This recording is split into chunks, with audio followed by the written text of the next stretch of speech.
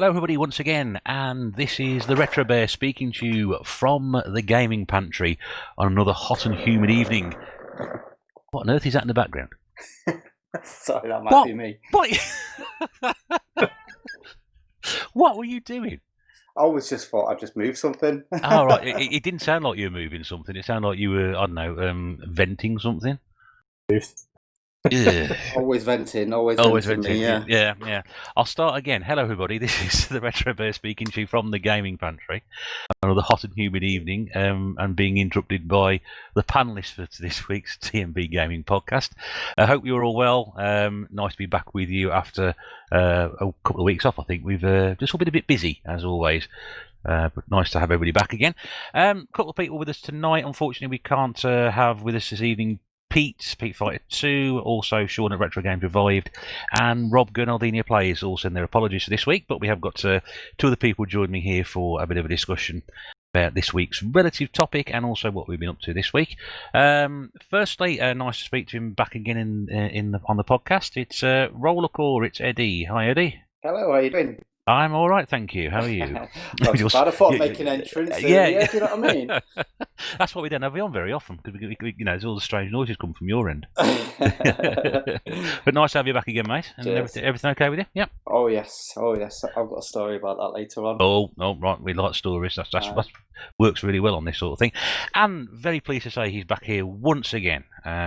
It's a sexiest man on YouTube. It's Nath Retro 1. Hello, Nath. Hello. You're right.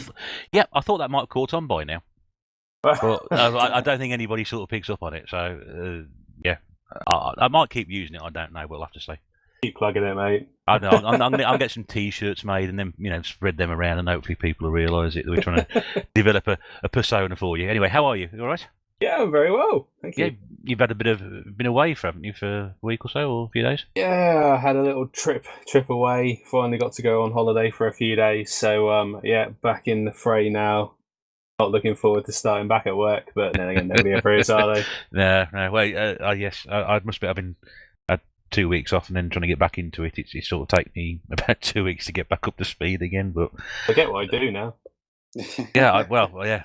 I'm sure most people who work with you wonder what you do as well, mate. So,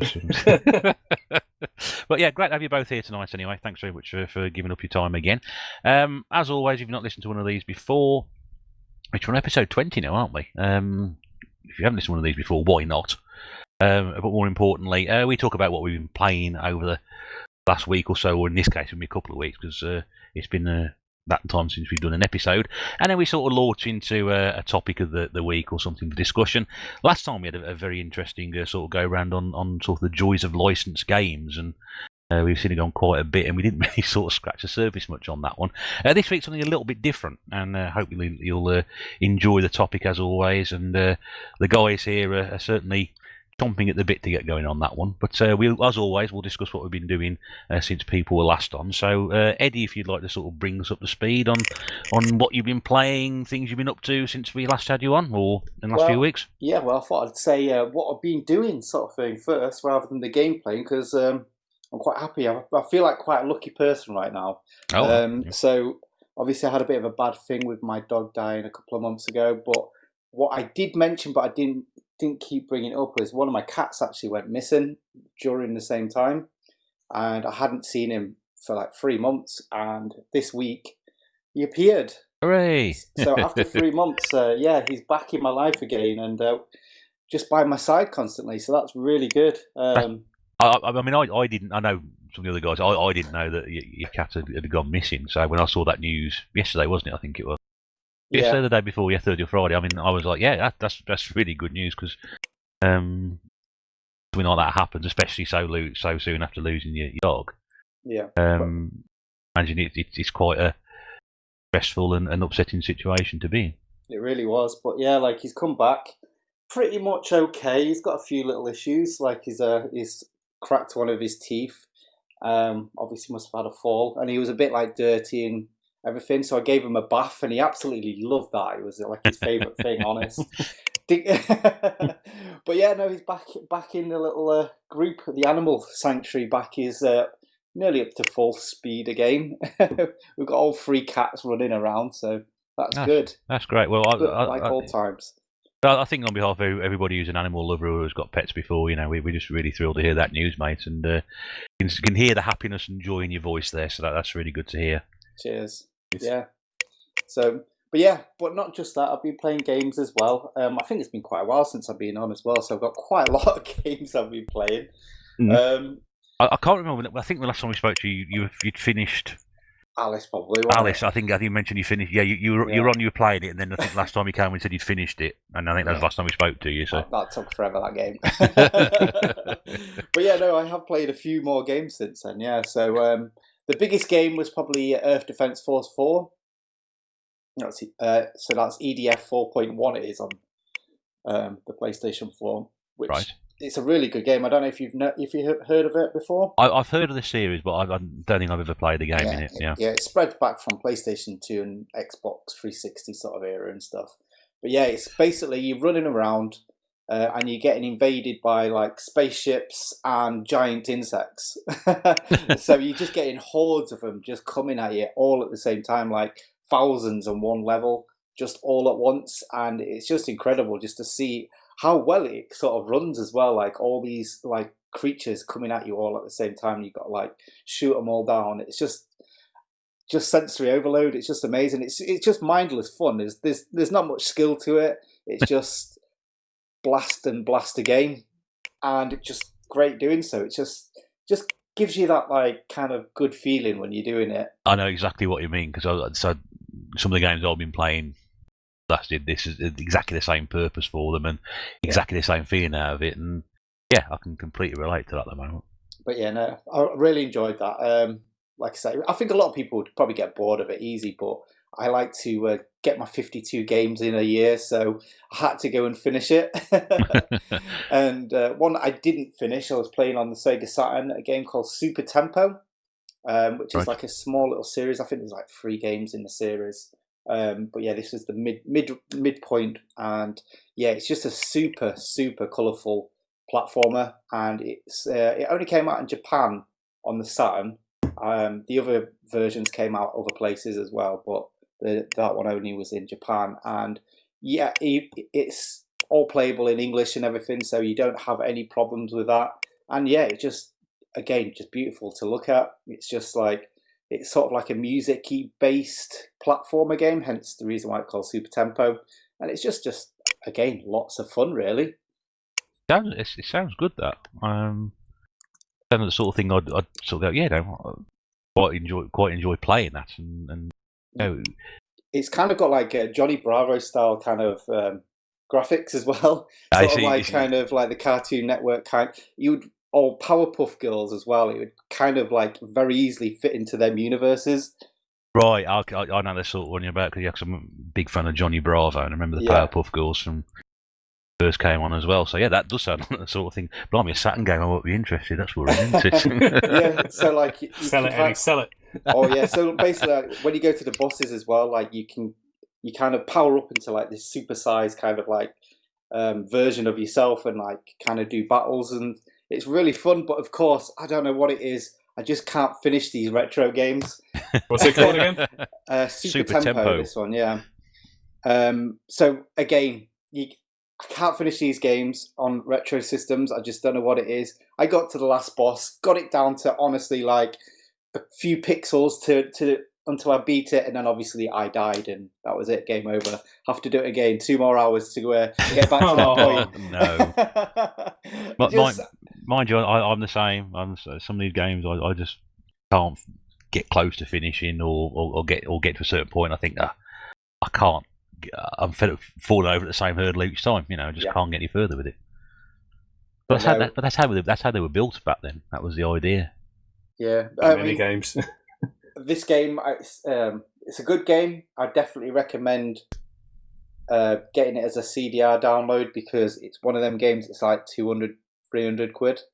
Oh, I'm dropping to buy it. Yeah, so it's definitely a CDR game. I mean, that's it's funny because I've got all these games like that. I've got like a huge backlog of, and what do I play? A game that I don't own. It's one that I've just downloaded off the internet and playing a backup of. but that's the whole thing. You get a whole section, whole massive room like what we all have of games that we probably hardly played, and we buy something new, or we buy something that day and say, "I'll play that now." And you start there. You should start. That's going to wait. That's going to wait 3 years, but they get all this stuff. But you can't, can you? Funny how we do things. But at least you bought something to play. I've not even bought this. It's just it's good intentions there. Yeah. Well, I'm playing. I suppose that's the main thing, isn't it? So should point out it's a backup. Backup. Backup. Yeah. And Borderlands 3, played that recently. Oh yeah. Absolutely more of the same again. I've only played Borderlands 2 before, and it basically just feels like a giant expansion of that. Graphics are better, but is it much better? Not really. But I've always just enjoyed the humor and everything that goes around the Borderlands games. It's basically kind of like a Diablo kind of game, but like done in first person and with like again lots of color. I love these colorful games. That's the kind of thing I really go for. I don't like games that are like drab and kind of like, like how Fallout is. I've never really cottoned onto them kind of games just because of the general look of it. Well, that's because that's because they're set after nuclear wars and things. So, generally speaking, the world isn't at its best at that point in time, is it? But I mean, Borderlands 3 is as well, sort of thing. It's kind of like post-apocalyptic anyway. But there's just lots of colour around. You're in the desert, it's very colourful. Point taken, that's true. Yeah. So, no, really good games. Again, I think people could get bored of them because they drag out longer than what they should do. But if you enjoy like the loot boxing, finding new weapons and everything like that, absolutely love it. And I found this one weapon as well, and I just loved it because do you know much about the weapon systems in Borderlands 3? No, I'm one of these people who's fortunate to own pretty much all the Borderlands games, apart from actually played them. Yeah. Well, I was the same up until I think a couple of years ago. It's just one of them. So you're probably going to enjoy it. You just again the same as what we just said earlier. We buy all these games and we that we want to play, and then we'll buy one in the future that we'll just play straight away, and it just extends that backlog. I would say it's got a very good chance of being played at some point in the future because it starts with B. if it started with Z, it's probably got no chance of ever being played. Yeah, but with Borderlands 3, you have thousands of weapons. Like, you will never probably use every weapon in the game, just because, they're just kind of randomly generated. You can kind of like have main types of weapons, but they'll all have like sort of different stats to each other, and more importantly, different names and stuff. And there was this one that I got, and it was kind of like, it shot out forward and then kind of spread, sort of like, so it was sort of like a spread shot sort of thing. And it was called, I can't remember what the name of it was called, but it was something Cutter, and it had a quote from one of my favourite bands from back in the day, from like 20 years ago, called Horse the Band. And the name of the gun was named after this quote, which was, the name of the song was about a Mega Man game. Right. I was kind of getting at. So it was about, hang on, I'm trying to get the quote now. I should have got this ready, shouldn't I? You should have prepared beforehand, yes. Yeah. So I was just blown away that this like lyric from a band was used about a Mega Man game, talking about a gun. I just thought it was amazing. Hang on, what does it say? Cut man. The name was, that was it. Little android man born without a soul. And that's all it said for this gun, like as the explanation of the gun. But I just knew that was exactly from Horse the Band, Cutsman, that was about Mega Man. I just thought that was just amazing, just to see just this like little nod to like culture sort of thing. Oh yeah. I've never heard of the band, so they like to scream a lot. Let's say that. Oh right, okay, yeah. And they have like lots of like electronic keyboards and screaming. Sounds like an interesting combination. Yeah. Yeah, sort of like Elton John on acid. I mean, when you're 18, that's the kind of bands that you like to listen to, just random stuff. What's that about Elton John, mate? Oh, I hate Elton John. I know, yeah, Elton John. So, is that all you've been up to, Eddie? Is there anything else? Or? Well, last game then. I mean, I have played quite a lot of games, but just not completed a lot. But one I've enjoyed quite a lot, which is quite a quick one, something called Donut County. And that is I think I got it for like £3. It's like a full price game normally, but there was a sale on the PlayStation Network, and it's basically, do you know Katamari? Yes. Katamari games yes, where you're basically a ball and you kind of like roll it around and make it bigger. Well, this is kind of similar to that, except you're this little raccoon that's got an app on his that has an app on his phone that can create a little hole in his little area, and everyone that comes to the donut shop to buy donuts from him gets sucked up into this little hole, and then because you're controlling this hole on his app via the raccoon, and everything that you pick up, the hole gets slightly bigger and bigger up until you take the whole town down. What is it with raccoons? They're owning donut shops. They're running, islands in Animal Crossing, and they. What's it? Was that Sly the Raccoon thing game as well? Stealing stuff. Yeah, you can't be trusted. Yeah, you can't trust them. Well, they're always hanging around bins, aren't they, as well? What? That's what they do, isn't it? Yes, yeah. They can't be trusted. No. They cannot. We've got to stop this. They're gradually taking over the world. We worry about the zombie apocalypse now. The raccoons are taking over. That's what we've got to watch out for. The raccoon What, the 80s cartoon? Oh, God, no. Not the cartoon. Cyril Sneer's the bad guy. What actually was Cyril Sneer? What kind of creature was he? I don't know. Anteater? Is that what he was? Okay. Well, a bald anteater? Purple anteater.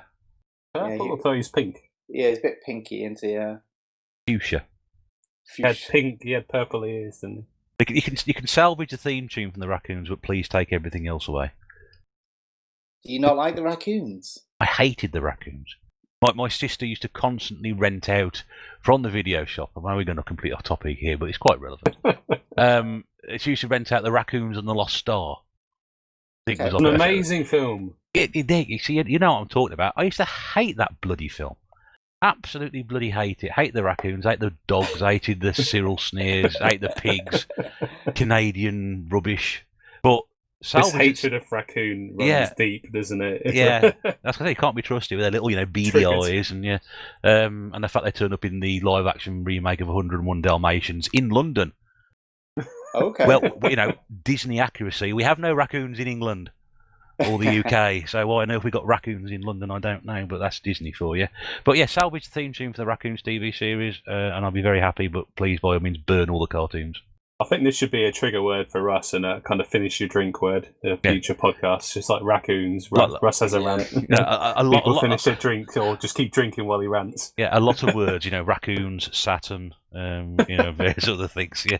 I wonder how many raccoon-based Wii games there are. Probably not many. Can't think, unless there's a raccoon character in Tony Hawk's games or something like that. That would be the ideal sort of like trigger point for me. That would be another tangent. Are you looking forward to the new Tony Hawk game? Yeah, old, I suppose. I'm as looking forward to the new Tony Hawk game as I'm looking forward to the new second wave of COVID-19. I think. Sorry if that offends anybody, but yeah, no, I'm not interested in that game at all.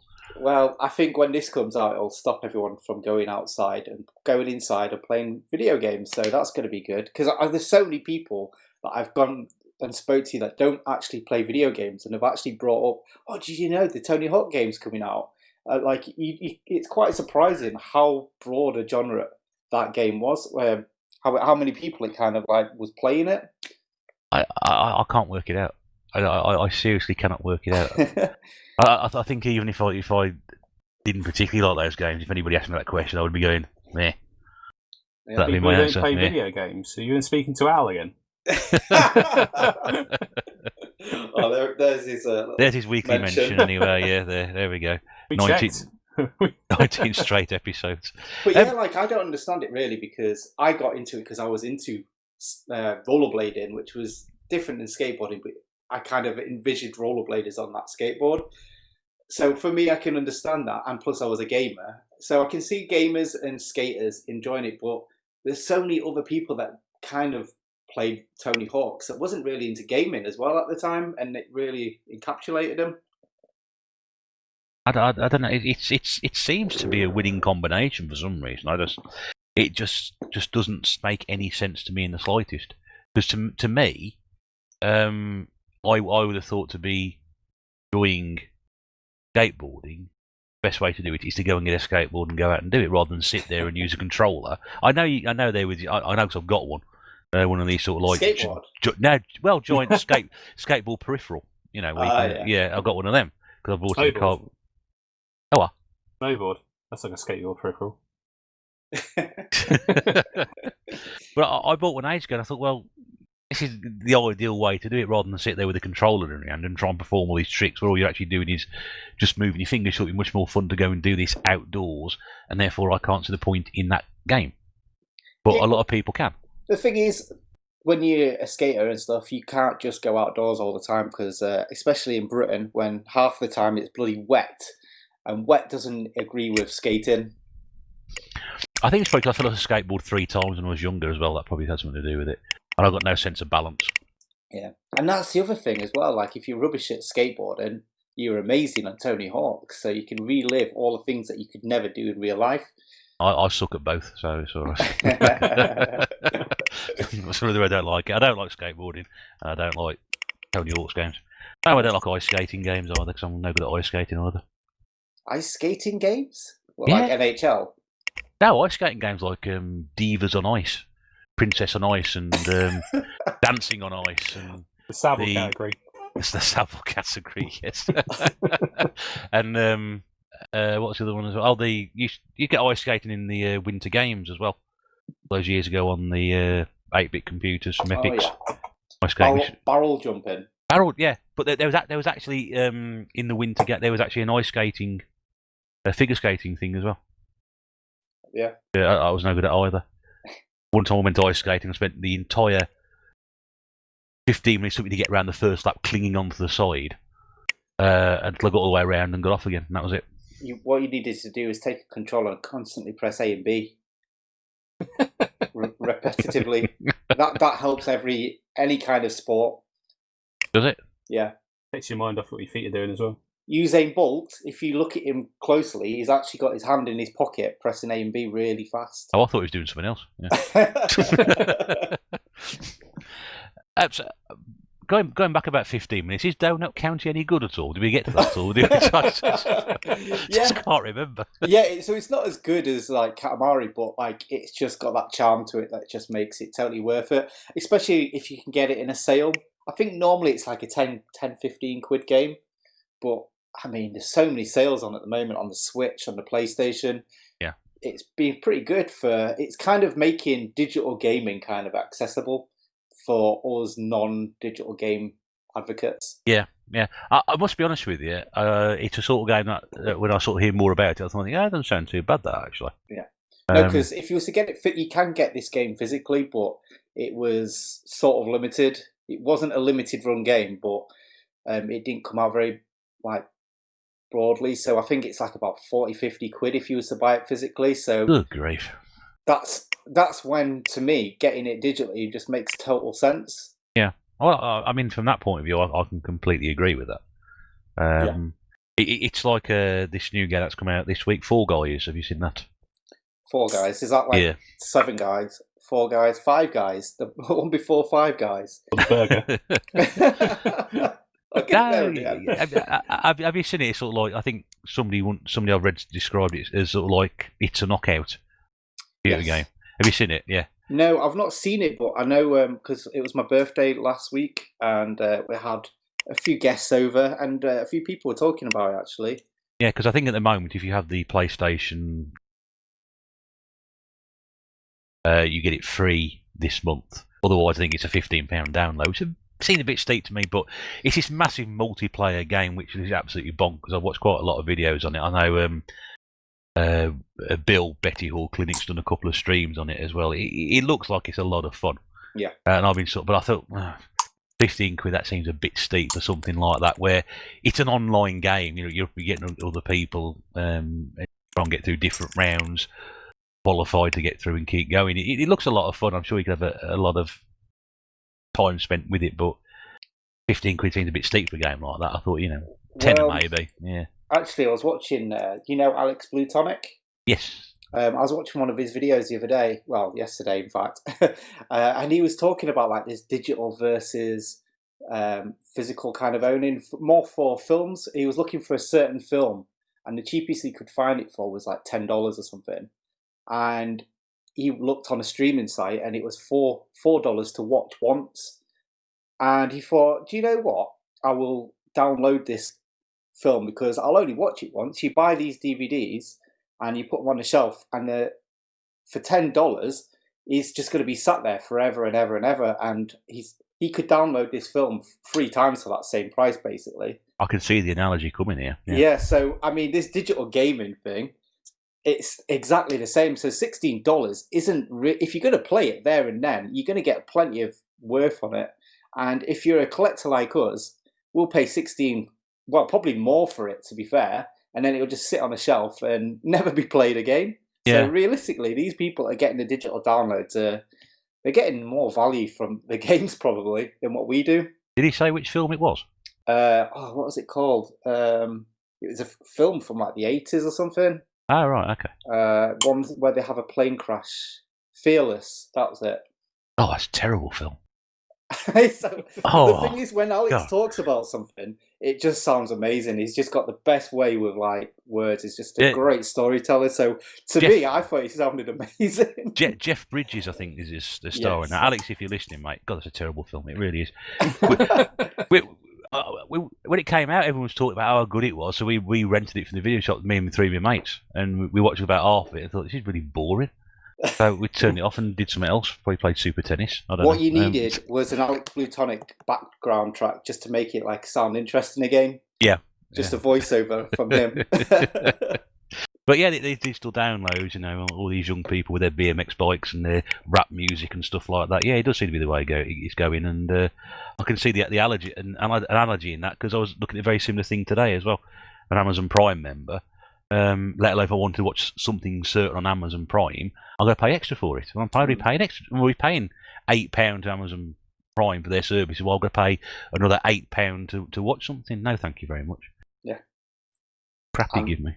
And Amazon have got like they have like subsets. They have like little channels within their channel.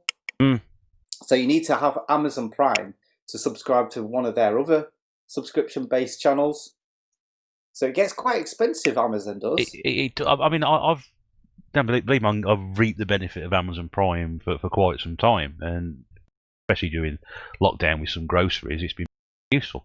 But geez, yeah, as you said, subscription within subscription within subscription, and before you know it, you're forking out for something else anyway. Amazon Inception. Yeah. Oh, that gives me a headache, that film. But I mean, Amazon, they're like bloody crack dealers, aren't they? The first week is free. Yeah. And you forget to unsubscribe, and then that's it. You've got it for 2 years. That's it. But yeah, it is a good service. I can't knock it really. But yeah, ask me to pay on top of what I'm already paying you. No, go away. That's been any more money from me. Nath, what have you been doing since we last spoke to you? Well, Eddie missed one. Eddie, you missed a game. Did he? Game that you played. There's been quite a few actually. I've been quite good I've been quite good at game playing recently. What have I played? Nippon Marathon. Oh, yes. Nippon Marathon. Well, we can talk about that together, because me, Nath, Big Game Al, and Beth all played that at my house.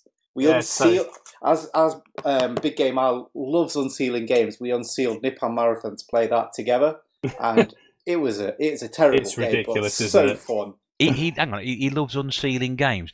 Isn't that what usually happens when you buy a new game? Isn't that what you've got to do to take it out of the packet or something? Well, no, he loves to unseal games just to have it unsealed on the episode, I think. He doesn't really play them, he just unseals them. Well, Dylan won't let him come round. But yeah, right, okay, yeah. Gets it again. Padding from his house. But yeah, Nippon Marathon, basically, the main bit of the story is it's just an obstacle course. Basically, it's Takeshi's Castle, but for a console, but a video game. Okay.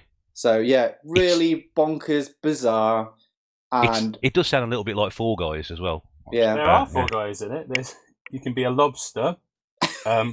A dog. girl who's wearing a unicorn-like onesie, a guy who's dressed up as an old man who's dressed up as a Japanese schoolgirl, and does all these kind of risque poses throughout the whole thing, and a dog, dog person. It's nice to know. Anthropomorphic dog. It's nice to know I might be the only person who actually played normal games since we last spoke to anybody. No, we don't like normal here. But it was quite an achievement Al had. He finally beat someone on a video game. So yeah, he was quite round happy of applause, with I think. Oh yeah, applause, Well done, Al. Yeah, so I was gassed by the smoke, and I think Eddie was drunk, and Beth was tired. But still, it's quite an achievement. Yeah, so he won on shopping cart bowling. So basically, it was bowling. If there's ever a sport which you can associate with somebody. So yeah, basically what you have to do is in the bit that he won.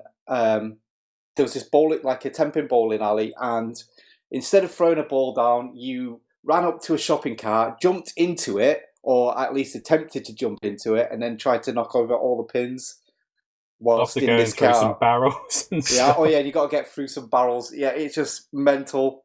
And Eddie couldn't move, so I don't know what it was. Yeah, he just didn't let him move.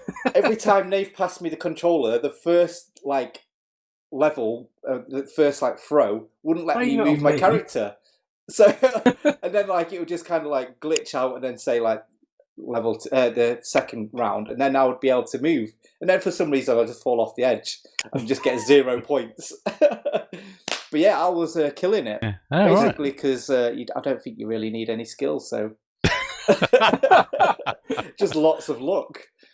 I think Beth just kept taking my goes and just throwing me off the edge. Yeah, Beth was really trying to win on that one, I think. She's a bad loser. Yeah. So I don't think she's used to losing, that's why. No, that's true. Well, she's playing games with Elle. She'll be used to winning all the time, won't she? You don't have to do much to beat Al, to be fair. Up until this one game. I know the first time if I play Al the game, he's going to beat me into. I would have lived that one down. I got a horse game. I could try my luck with that one, couldn't I? But yeah, we all first tNb have played the game together, I think, isn't it? Home game, anyway. Cause we played arcade games together, haven't we? So. Yeah, we won't talk about Outrun 2. But yeah, it was. We went to arcade club, so we actually played quite a few games, and most of the games I think I played there. It was a Battle Garega I was playing with Al. Yeah, the one that you completed. Yeah, completed Battle Garega, only using maybe a couple of continues. I think it was just really easy. Needed to lay down in the dark room after that. That's a great game if you haven't played that one. Bear, I think that's on the Saturn, so if you get the Saturn out, have a go on that one. Yeah, I'm doing it now. That's just a shooter, but it just fills the screen with bullets. You just literally can't go anywhere once you start leveling up your weapons and things like that. You just fire bullets everywhere as a bullet storm, and it just comes to a point where you just can't see what you're doing because there's so much going on the screen. You just dying, which I think is pretty much what happened all the way through. So I played that at Arcade Club. That was brilliant. So I did try and play some Outrun 2, Ridge Racer. There's some games there. I mean, Arcade Club was amazing. It was quite quiet actually. Yeah. Because of COVID, they've done it quite well because there was all kinds of alcohol gels and wipes everywhere, so you wipe down the terminals. But they've done it really quiet, so you only had a 4-hour slot, and there was barely anyone in there. Oh right, okay, yeah. Majority of gaming, I think I probably did there. But home console gaming, I've been playing a bit on Metal Slug. So favourite of everyone, Metal Slug, just a shooter, and I managed to finish that with Infinite Continues. Was that the first one, was it? Yeah, that's the first one I've managed to play and finish it with Infinite Continues. I think I'll finish the second one as well. So with Infinite Continues, how many times did you have to infinitely continue? Infinitely continued. It's infinite, isn't it? If you was putting 20p's in, you probably could buy it actually physically on the Neo Geo, probably, couldn't you? I think I'd have spent your budget for gaming for the next 5 years. Yeah. If I put it. But I tried playing it on the Anthology on the Wii, and I sort of at what point do I sort of think this is just getting a bit silly? You know, I can turn around and say, yeah, I finished Metal Slug on the. Oh, how did you get on? Yeah, died 753 times in terms of for continues. It doesn't sound quite as impressive, then, does it? You know, No. I don't. That is an achievement in that. I don't know. That's. I guess I'm from the old school where the idea is you try and complete a game as sort of without using continues as much as possible.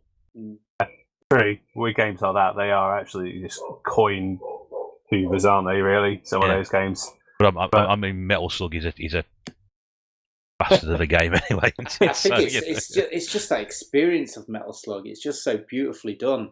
Oh, it is. The sprites on it are gorgeous, aren't they? And if you was some crazy person that could do it in one credit continue, then flipping out, you are some gaming god. Yeah, I don't think it's possible, is it? I don't think so. I'd love to see it. I'd love to see somebody do it, but the thing I is, don't think it's going to happen. you watch, like, say, a playthrough video on YouTube, and you watch somebody start. I watch, I always watch these videos and think, well, it doesn't look that hard. And then you start playing it, you go, bloody hell, my fingers disappeared and just had thumbs replaced by them, because you're completely useless at it. No matter how good or bad game you are, you're completely useless at it. But it doesn't look difficult when you watch somebody else play it. You go, that doesn't look hard. Yeah. Why does this game make me cry so much? Thinking of games like that make you cry so much, the other one that I played was a game called Mr. Driller. You ever heard of that? Yes. That's amazing. I love that game. Mr. Driller on the Dreamcast. It's a brilliant game, like you say. It's a beautiful game, but I don't think I've fully kind of mastered it or got the hang of it. The point being, you just have to drill down through blocks. It's a bit like, I'd say it's a little bit like Boulder Dash, but with Tetris pieces. Yeah. That sums it up a little bit better. Very good description. Yeah. And you basically have different coloured bits of Tetris pieces, we'll just call them for this. Yeah. And you have to keep drilling down to get to 100 meters, 200 meters, and that's kind of effectively the next level. So the 100 meters you drill through to get to the next level gets increasingly harder as you go down. You have to collect air, go down, and as you cut these pieces out, bits will drop from the ceiling above you. So you have to either move out the way, or drill out the way, or just basically get them to fall on other pieces the same colour, which will disappear. Get to the bottom without basically either dying from no air or getting crushed. That is an amazing game. That's so addictive. Yeah. I really, really enjoyed it. I lost probably a good few hours to actually playing that, and I think I finished it on easy. Or the arcade mode on easy gets down to 500 meters. I think it expires 1,000. Look, you finish the game. You finish the game easy, medium, hard, or whatever.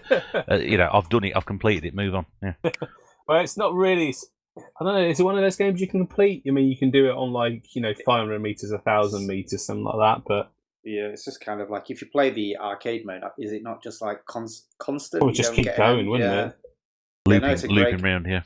I for some reason they're the kind of games that I see as more of a handheld kind of game. I don't know if it's because I first played it on the Game Boy Advance, I think it was. It's on the Game Boy Advance, yeah. But yeah, I've got it in the DS as well, and every time I put it on, it's like, you lose an hour just instantly.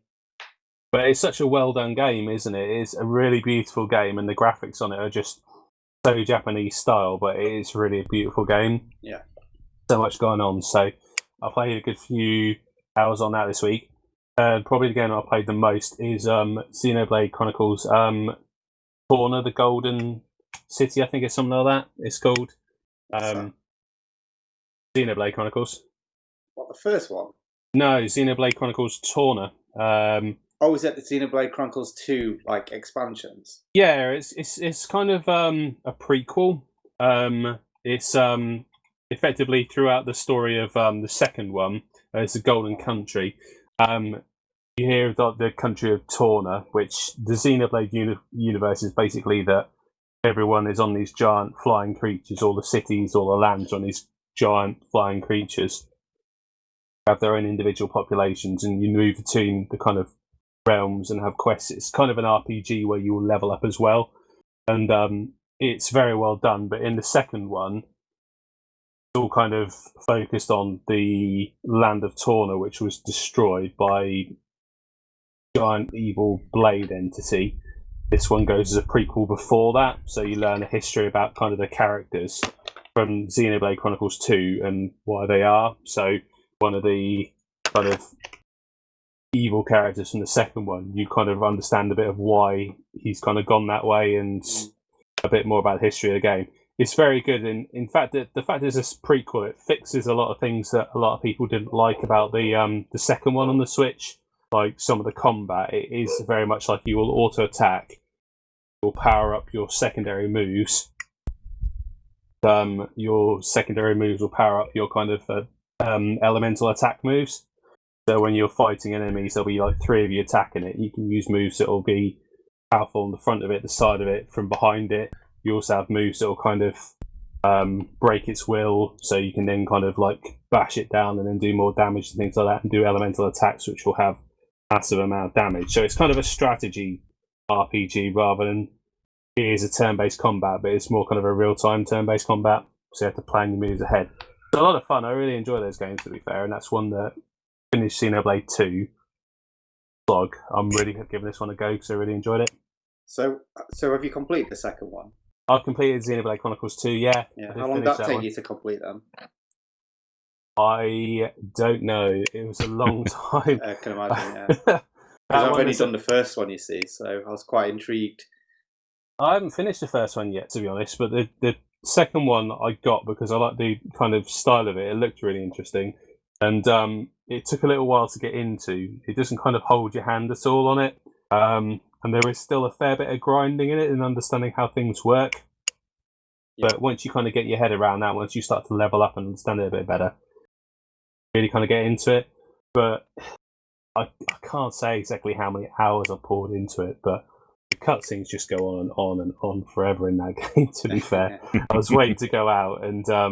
cutscenes and that's another subject in itself, isn't it? There must have been a cutscene that was about an hour. It's like, we're going out now shopping. I'm like, I just got to finish this and then save it.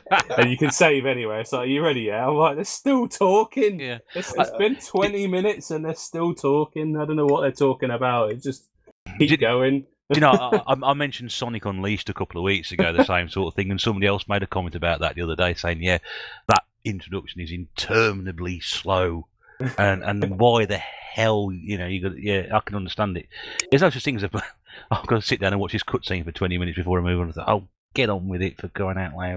I've seen the titles of films and like 3-hour films, and they're shorter than that. Honestly, well, it just went on forever. You used to moan years and years ago about multi-loads. You've got to load the next level in or something like that. And I'm going to wait the 5 minutes of the game to load in. That's fine, but now you've got to sit there and wait 20 minutes for the story to progress. Yeah. Seriously. I mean, I do enjoy that, like, because to me, it's just part of the entertainment. It's like basically watching a film and a game at the same time. But like as Nath says, sometimes you get to these points where there's a massive storyline and you was about to plan to finish playing it at that point, and it kind of forces you into like staying there like a lot longer than you needed to. I'm gonna get to one in a minute when I've talked about what I've been playing as well, because that's another pain in the arse. But yeah, that's pretty much what I've been playing the last couple of weeks. I mean, some arcade games and some coin-ops. Yeah, a massive long RPG. Oh, all good stuff, mate. All good stuff. So I've been sort of focused on 2 systems since we last on, which is the 360 and the Game Gear, which is rather unusual. Yeah. Mainly because Mrs. Bear's paired 2 of the Game Gears that we've had with the new McWill screens in them. And I've got to say, they look absolutely fantastic. They really do. I bet, yeah. And obviously, I've been stretching the limit of the Game Gear to its most possible maximum by playing PGA Tour Golf 2 on it. Okay. But yeah, powerhouse. Yeah, they do look fantastic. They really do. Well, I was going to say, anyone playing a Game Gear in 2020 is like, that's quite rarity because it's not something that's possible anymore. Well, that's right. And I've not played much of my own over the years, but I thought, well, she said, well, can you give these a bit of a play test? I think she had to go herself as well. But yeah, I mean, PGA Tour Golf 2. I mean, I'm playing the original one on the Amiga, and I love that game. And yeah, it was a really good representation of golf on it. I've also been playing Sonic 2 on it as well. But which is really I don't know. I never quite liked Sonic on the handheld. Really? Nah, just because it's slow. No, it's Sonic Chaos, and that was bizarre on the handheld. Yeah, I think Sonic 2 is just I don't know. It's just too. It's too big for this system, I suppose. Which I'm trying to find out. The screen scrolls up and down a bit. Yeah, it doesn't quite sort of fit that with the Sonic games I like to play because you can't sort of like speed along. You know, sometimes the best way to play Sonic is just to crack your way through from start to finish as quickly as possible. Somebody opens a drink in the background. What are you drinking? We're on the old Shipyard American Pale Ale at the moment. Oh yes, yeah. That in cans, do they? Yeah. Gently. Bag, is it? No, B&M selling it for dirt cheap at the moment. So are they? Yeah. I think I've had that from on draft years ago. Yeah, you can get it on draft. Really, it's one of my favourite like kind of standard beers that you can find at most places. At most pubs. I know because a friend of mine sort of like said to try this and it seemed quite nice. So tasty, yeah. Tangent number 2: raccoons and lager or beer. Sorry, opening mine quietly. Work hand in hand, drunken raccoons. Yeah, that's it. Yeah. Drunken raccoons, which are landlords and own donut shops. Yeah. So Peter took off, and yeah, Sonic 2. I couldn't quite get on with it on the system. And then the other one we're playing, which is Wonder Boy: The Dragon's Trap. Lovely. Okay, how's that playing the Game Gear then? It plays really well actually. I must be honest with you, I was seriously getting into it, except the fact it's got one of these stupid password systems that I sort of got past one bit. It said, "Here's your password." I thought, I've got to write all that down, have I? That dots on a screen password, like a little grid, or is it letters and numbers? Oh, it's letters and numbers in it. And I was sitting there thinking, I ain't got time to sit there and write this down. Yeah, but we're quite fortunate in this day and age because we've got a phone that we could just take a picture of it. But, you know, That's what I do with passwords now. It's just so much handier. What a good idea. Russ writes in the manual. tNb tips. tNb retro gaming tips. There we go. Yeah, there we go. Take photographs of passwords on old games. Where were you when I needed to do? I could be still sat here playing that game probably. Right? But yeah, I really did enjoy playing those. And I've got a few Game Gear games myself, so that sort of helped me sort of revisit that a little bit. Also, 5 360 games I've been playing. Who was that? That might be Fudge. Told you I've got my cats back now. I know. Yeah, that's it. Animal Haven. Picked up some bad habits while he's been away. The Ventura is back in the house. Yes, I picked 5 360 games, which I've played bits of in between. The first one is a game called The Outfit by THQ, which is like join the outfit and lead your squad behind enemy lines to battle the Nazi war machine. Yes, it's one of those sort of games. It's like you've got a squad of soldiers. You play one soldier and keep calling soldiers in, and you can get sort of tanks and guns and jeeps dropped into you, and sort of not quite third person, although it's sort of from behind the shoulder. Yeah, it's quite an interesting game. It's cheap. Is it second person? Possibly, because you get first person, third person. Where's the middle? I don't know. If you're playing a driving game, and you sort of like position behind the car, it's sort of like that. You sort of position behind your character up and above, and command your soldiers to go and do this and go and do that in various weapons. And yeah, it's a cheap and cheerful game, I think, and it looks crap. I've got to be honest with you. That was the reason I bought it. I thought I haven't seen this game before. I've never heard it before, and it's cheap and it looks crap. So I thought I'll get it. And it ticks. It's all right. Yeah. Ticks all the Retro Bear, seals of approvals before we buy something.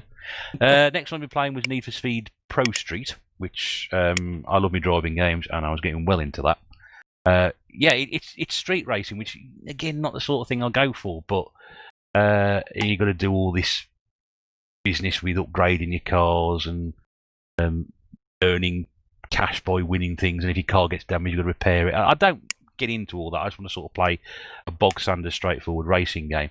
So what was interesting, we talked to you beforehand, before we came on air, was the fact that this game had a downloadable track and sort of vehicle pack, which was still available. I don't know how old this game is, probably 2009, 2010, something like that. You could still download that add-on for free. Yeah, and it's really, really good as a drag race. Like you do like a drag race in there as well, and that's a lot of fun. You sort of warm your tyres up beforehand, and then time your gear shifts. Oh, it's great fun, and racing around some pretty interesting tracks. Really quick game as well. It's a Need for Speed game. I love it. It is good fun, and again, it's a pretty dirt cheap game to pick up as well. But I've had that for a few months now. Speed have come a long way. When you were saying about the drag race, all I kept thinking about was like men in women's clothes. Then, for some reason, you've been watching some stuff. That was the outfit. That was the outfit. Yeah, it helps if you are wearing full drag while playing it. Yeah, I think that's very much there's a scary image. Talk about internal cutscenes and stuff. I made the mistake of putting The Godfather 2 in because I thought, I'll have a quick go at this. This is just not a game you can get into quickly because it takes ages to start up, and then as soon as you start up and start playing it, you have to interact with all the characters, but then give you another cutscene and another cutscene and another cutscene, and by that point you've been playing it for 45 minutes and you've actually done absolutely nothing. Just that's meatballs. But so that's going to go back onto when I've got 6 hours spare to play it and really get into it, which is a shame because I really wanted to give it a proper go. But yeah, so I'll come back to that one at some point anyway. I went back to Sega Rally as well. I've spoken about Sega Rally before. Didn't particularly like it when I first played it. I think the reason why I don't particularly like it is because I'm not very good at it. But it's actually, when I get down to it, it's a good little game. You do get better each time you are at it. I know Carl's Room 70 played his son on this a few weeks back, and it's a racing game. It's an actual good game. So impressive from back in the time, though. Oh, going from Mario Kart to that, it's just like yeah. I mean, obviously, this is the sort of tarted up version for the 360 and the PlayStation 3 that came out. Right, yeah, okay. not the arcade game. But I know what you mean. If you go from Mario Kart to that home conversion of that arcade machine and onto this one here, I said before, doesn't quite capture the spirit of the arcade game. It's now more like a basic sort of bog standard Colin McRae dirt knockoff, or nothing knockoff.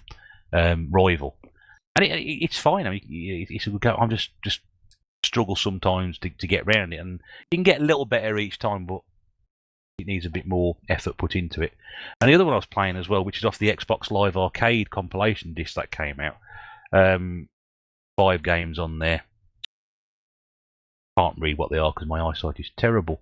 Pac-Man, Uno, Boom Boom Rocket, Feeding Frenzy, and Luxor 2. I was playing Pac-Man Championship Edition off that.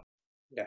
Now, I downloaded, we talked about downloads earlier, years and years ago, I downloaded the Pac-Man Championship DX Edition for the PlayStation 3. And, I don't like to blow my own trumpet, but I was bloody amazing at that game. And I had some very, very prominent high scores on the worldwide high score table. But having come back to play this Championship Edition, I don't know what it is. I don't know, but I didn't like it at all.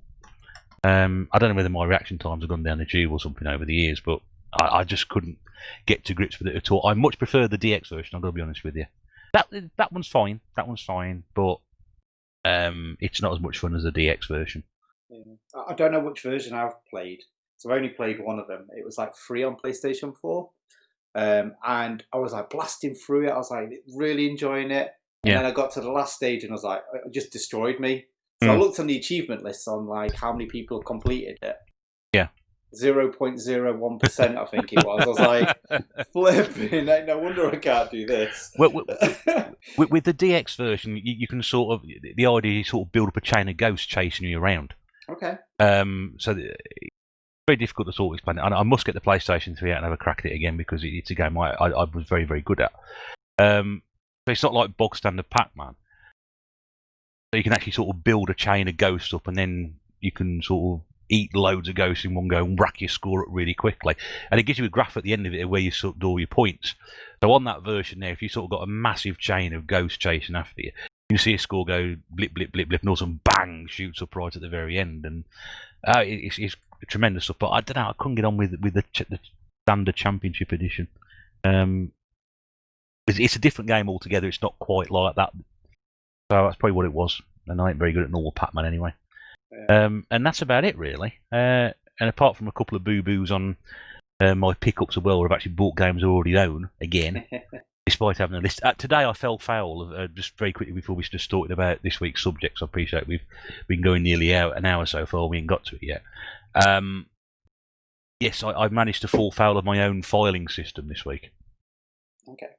Because I bought a game this week that I already own, because I have it under something completely different compared to what CEX have it under on their website. I'm just trying to remember which game it is now. I've got a feeling it is.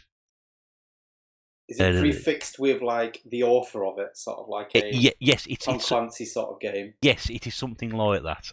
In fact, I think it's actually yes, it's a 360 game. Stranglehold. Okay, was that John Woo or something like that? Because it says because it says on the spine, John Woo presents Stranglehold. And I was looking yesterday, I thought, I haven't got that one, it's only 50p. I thought I'll pick that up. And I got down today and I saw the spine, I thought, hang on a second. So when I checked my 360 list, I hadn't got Stranglehold. And when I scrolled up to J, what have I got? John Woo presents Stranglehold.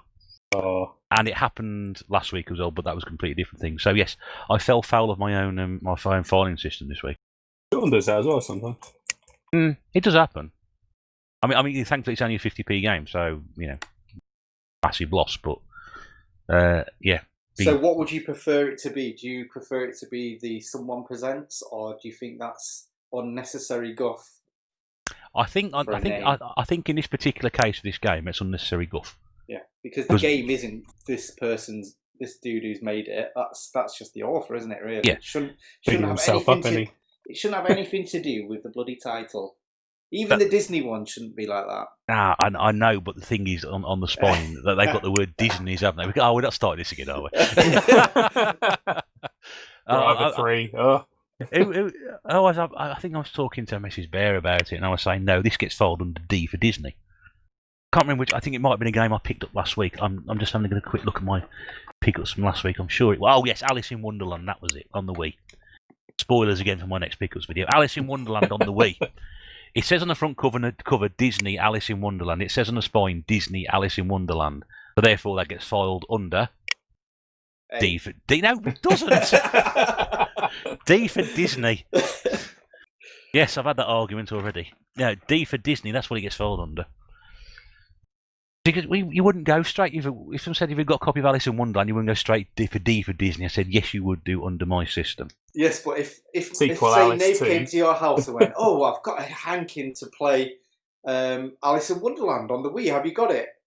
And he would go to the spines. Oh, go to A. It's not there. Oh, you don't have it.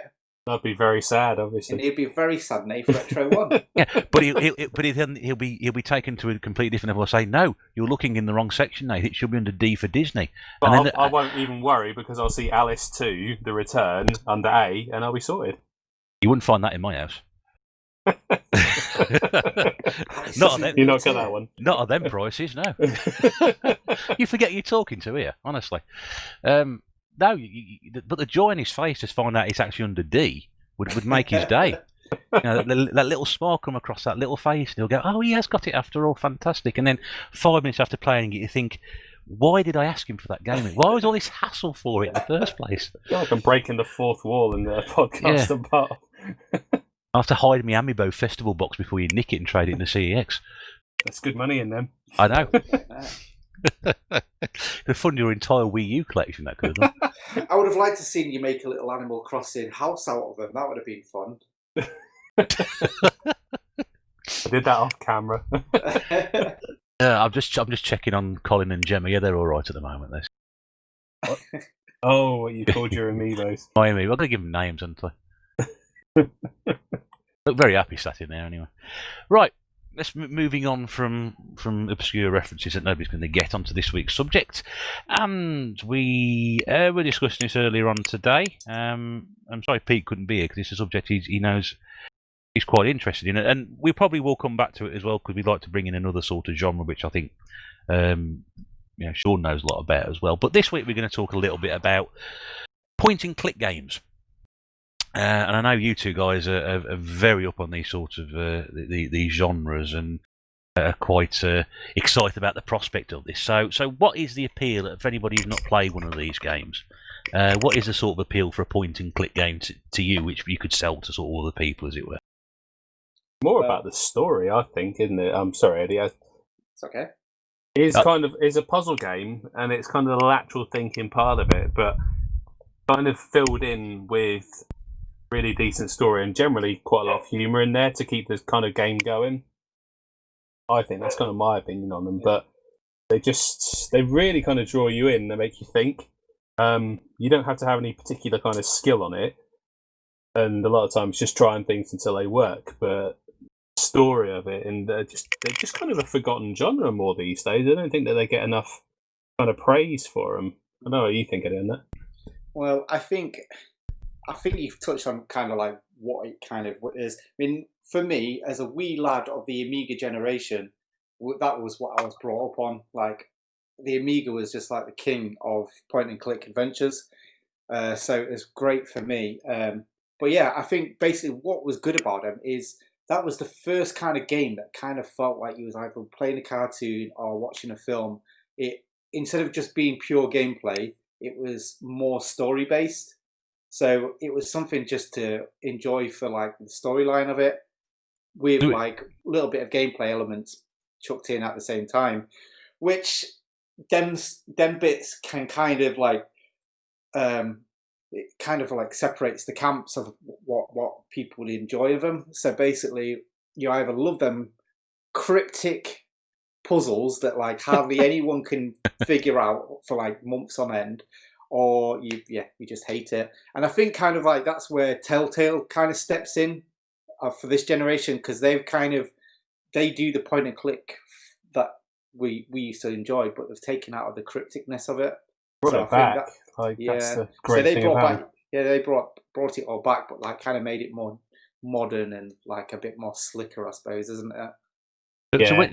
So when you mentioned the Amiga games already, I mean, we're talking Monkey Island, I think, and things like that, aren't we, on this game? Monkey Island, flipping heck. Fairly Tentacle. Maniac Mansion. Yep. Maniac Mansion, yeah. You've got Beneath a Steel Sky, Curse of the Enchanter, Simon the Sorcerer. Simon the Sorcerer. With Chris Barry. Barry. If you had the CD32 or the PC version, at least, anyway. Oh, so it does a voice on that, does he? Yeah, he does. On Yeah, the first one at least. Oh, brilliant! I know the game, but never seen it. Yeah. Yeah. Oh, they're brilliant. Probably one of my favourites. To be fair, it's really hard to pick a favourite out of genre, but Simon the Sorcerer is brilliant. Up until the third one where it all went wrong. Or what about Simon the Sorcerer Pinball? I've never played Simon the Sorcerer Pinball. It's on the PC. You can get it for like 50p from CX. I know, but can you? I've never seen it in CX, so I haven't picked it up. I'm hoping it will turn up one day. If I find it at boot sale, CX 50p, definitely. Yeah, is that just a case of somebody backing a pinball license onto? Yeah, pretty much. Not sure how that would sort of fit can you in. remember that PC game that was on Windows? What was it called? Space Cadet? I know it's the probably one, just that with Simon and Sorcerer on it. That was a Sierra game, that was. Like, Windows kind of nicked that from Sierra. What, Space really? Cadet? Yeah, it was in the Sierra game pack somewhere. I saw it in a video. They're taking it from there. So that kind of gives you the strenuous link to point and clicks. Yeah. Sierra was a big point and click publisher. So we then even go back in further, then I'm guessing to things like Leisure Suit Larry. I was just thinking that, yeah. Sierra. Talking about Sierra. Oh god, yeah, that's like a point and click from them. Well, for me, that was lizards. It would be when you went to go boot that up back in there when I was a wee lad, when I shouldn't be playing it, when I was like probably like, I don't know, 10. To get onto it, the age verification used to be like a load of questions from like the 60s or 70s or something. So basically, if you was of age to play that game, you'd know what these answers were. But the thing is, it was all like, I think you had to do 2 or 3 to get through it. And it was all of like a random choice of 3 questions. So basically, it was just like, press A, B, just mash it until you actually got onto the game. And 1 out of 20 times you would. And you'd be like, yes, I'm playing Leisure Suit Larry. Let's get some smut on the go. And I think, was it King's Quest and Optima as well, the Optima series? King's Quest, yeah. Never played that one. Police Quest as well. Yeah. Was it Optima? I've heard of Optima, but I don't really know what it is. I think again it's a medieval type thing. I know there's a series about 4 or 5 games, possibly even more than that. Yeah. I did see on eBay they not go for some stupid amount of money, about 60 or quid or something. Amiga games are getting expensive now. I'm pretty sure Optima came out on the Master System, you know. Ultima, that's the one I'm thinking of. yeah, that's an RPG. Right. Okay, well there you go. I'm thinking of completely the wrong thing. Anyway, ignore me. Even the Nintendo had an Ultima game as well. Yeah. Did they? Oh, yeah, that could be that kind of the Ultimate games also influenced the Final Fantasy games. The Final Fantasy creator said Ultimate games were kind of like his inspiration. So that's a little bit of a completely off-topic. Well, it's another off-topic evening, isn't it? tNb facts. Carried on, yeah. tNb facts. Should bring out an end of year book or something. the tNb book of useless facts. Filled with raccoon jokes. Filled raccoon jokes, yeah, and sort of drinking game triggers, yeah. Big Game L references. So obviously those are the big Amiga games. That's how you sort of found them, Eddie. What about you, Nath? Was that the same sort of thing, or did you pick them up from someone? See, I never had an Amiga, but I got into it through a friend who did have an Amiga, so that kind of like puts me into it. But a lot of these things were on PC, and about the time I was playing it, they brought out software which is Scum VM, because I think they're actually made on Scum coding. Is that right, Eddie? And VM was a virtual machine. Because Scum to me was like the way they emulated all of them. Yeah, I think that's how they were built. So I think that's what it stands for. It's a program that they used to write it. I think. I've heard of that, but was there another one as well? Script creation utility for Maniac Mansion. There you go. That's what it means. Yeah.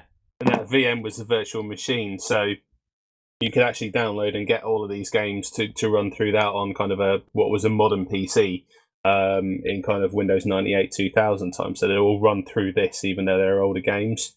And backups, you mean? Yeah. Well, obviously, all backups.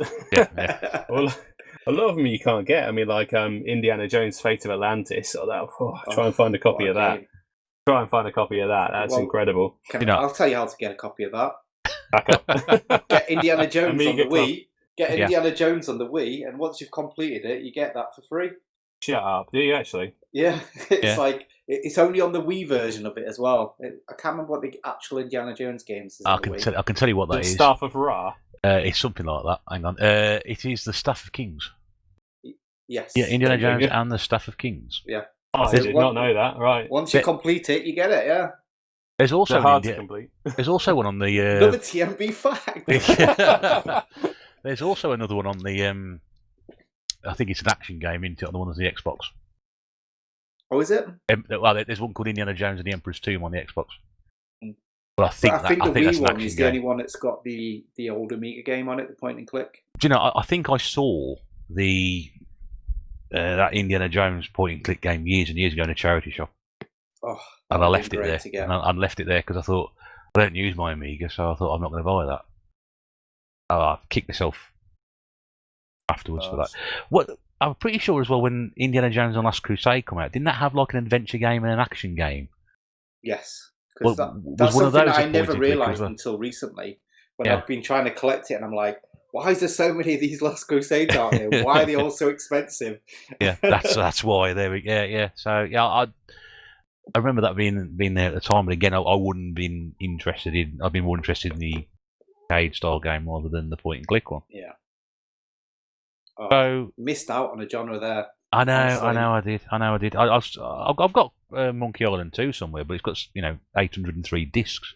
Well, you can get it on the Xbox 360. It's got 1 and 2 on it, and just brilliant. And I think they have like a hint system. Is that the HD one?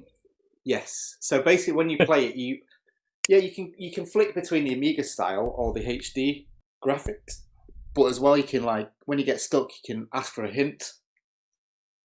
Yeah, that'll be a good idea. I probably will need that. Yes, so that's a great way to get through it.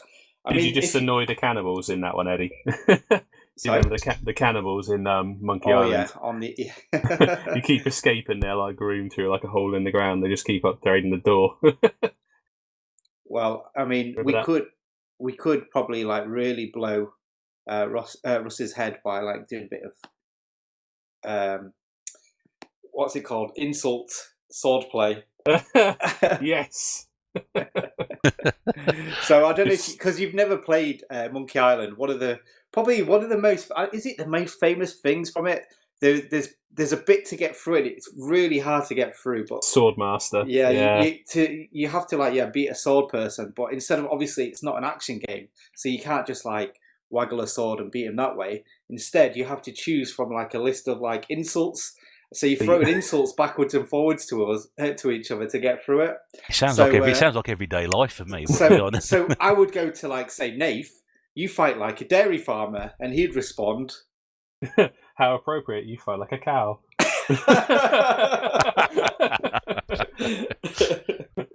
Yeah, so we every so often me and Nath actually do this.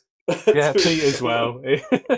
I've seen these bizarre conversations take place, and now I know. Now I know what they are, so I can join in. There was a Monkey Island game on the PlayStation 2 as well, wasn't there? Yes, there was. Yes, and you know, I can't remember what it was called. Escape, I think, isn't it? Was it Escape? From Monkey Island, yeah. That means it'll be under E for escape. Hang on. That one is a terrible game, and I paid full price for it. Did you? Really? Yeah, I paid full price to it because I really was enjoying the Monkey Island games at that point. I think back when I kind of got into it, they had in-game the Bounty Pack. You remember that one, Eddie? Which had Monkey Island 1 and 2 on one disc, and they were remastered with like stereo sound. Because these things came out, they had just bit sound from the computer with a computer speaker just making the sound to it, which was absolutely awful. You'd put it in, and the computer speaker just be going blear, blear, blear, blear, blear, blear. All the internal sound chip. Oh my god, it was. I put it on, and my parents were like, "What the heck is that?" From the speaker.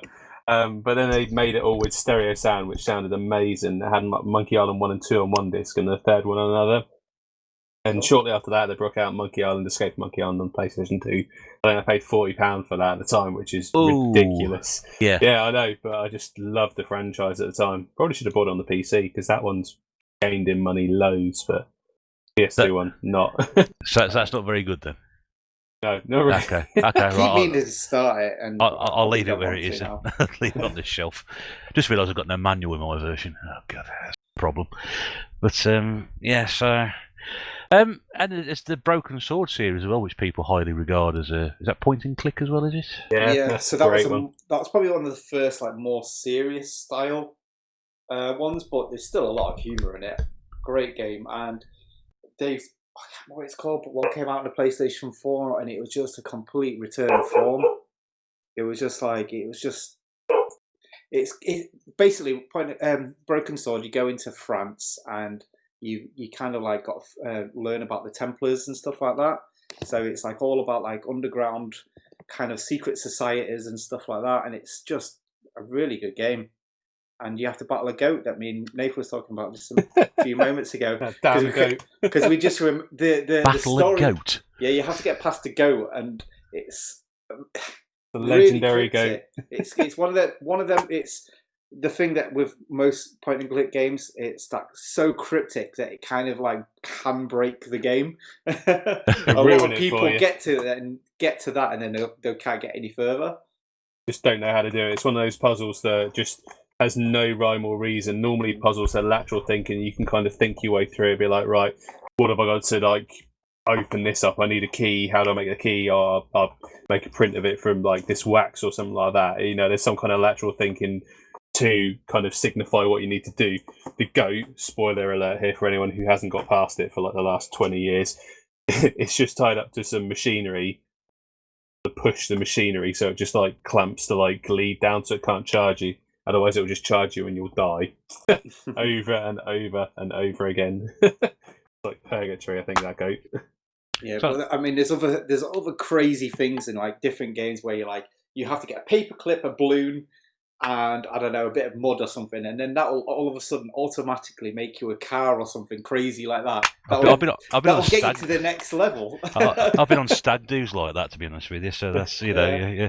But but you just scratch your head thinking, how was anyone ever able to think that that was a possibility to like just combine to create something so ridiculous? There's one on Simon the Sorcerer 2, Eddie, where you have to sneak past these goblins to get up this tower, and every time you like tread on the floor, it'll make a creaking sound. And you have a dog in your inventory, and you have to wear the dog, and he turns into a pair of slippers, which are hush puppies. Exactly. How blooming cryptic is that? I mean, like, how was like, oh, wear the dog?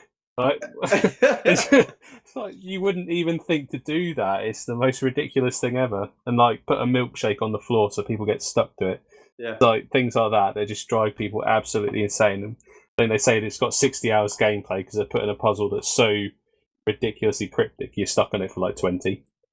But back in the day, we never had the internet, and yet we completed these games, and it was cool because like I always remember like playing these games for hours and hours, just trying to get past that simple, that cryptic puzzle, and then eventually doing it, and then the following times that we'd play it, it would be how quick can we do it? It was like we speed run these point and clicks after we got all them like cryptic clues. Eventually, after playing them for days upon days, we would then just speed run it and then just go, I've done that in like 2 hours. And that was the actual fun of games back in them days. Whereas now we'll just go play it, read all the guides how to get through it because I'm really bad at that, and then go on to the next game. Whereas back then we used to know these games inside out. The thing about having time when you're a kid, isn't it, to actually like do that and go through it? And that now it'd be like, nah, I ain't got time for that. Exactly. Something else. But like you just have. I have such nostalgia for these games, I think, because of that, because of those kind of stories. You remember it. Exactly. I mean, it's like, say about the goat puzzle and like those puzzles that you finally figure out and you're like, oh, that's the most ridiculous thing ever. Thanks for that, developers. That's taken me like a month, but now, like, I'm never going to forget it. Exactly, yeah. It just stays with you.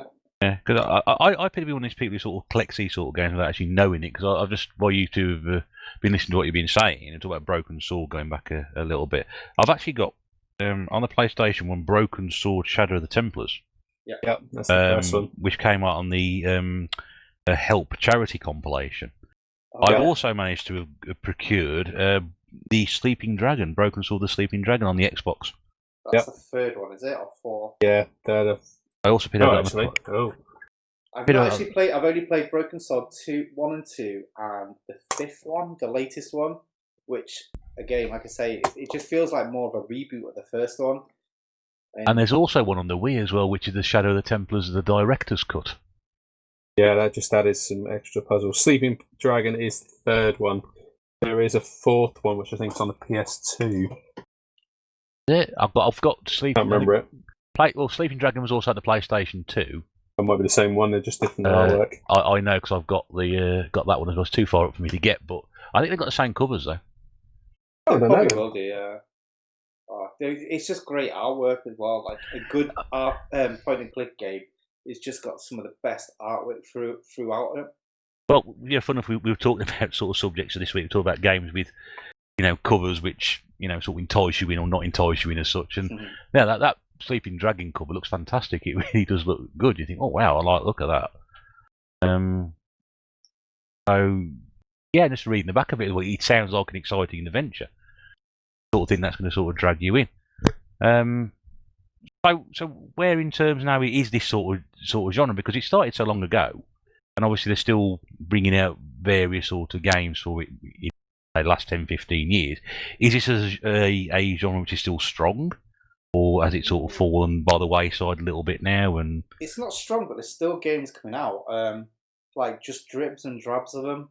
I think there was a bit of a resurgence about maybe 10 years ago, basically when the iPads and everything like that became really popular.